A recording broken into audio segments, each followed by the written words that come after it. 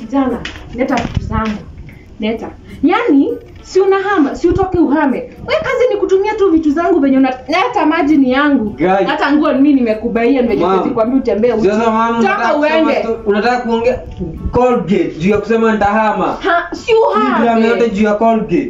Hii ni ya watu wako. Basi nipatie mswaki. Kwa nini nahama bila mswaki? Nunua zako. Mtu akifika wakati wa kuhama unaenda kwa duka unanunua vitu zako. Toka uende.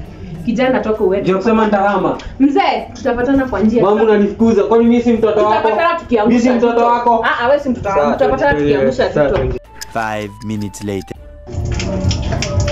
Kijana, zima vitu zangu. Sio sema unahama, kwani masaa ya kuhama haijafika? Sasa mama hadi kuoga sasa si ninaoga ndo nihame.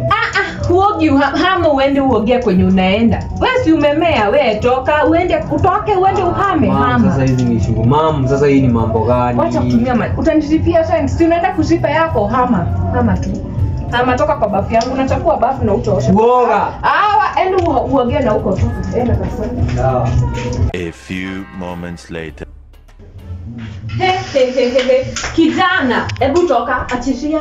Wewe kazi yako ni kutumia vitu zangu. Si unahama. Kwa unahama uhame. Acha kushinda ukiniambia uko unahama. Nikae njaa mkono. Utahama. Kwanza umeenda ukaingia ukachukua mayai yangu.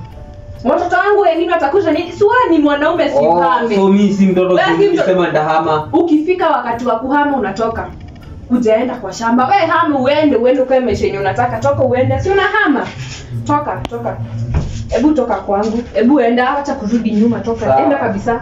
Na uhame uende. Ndo unaharibu.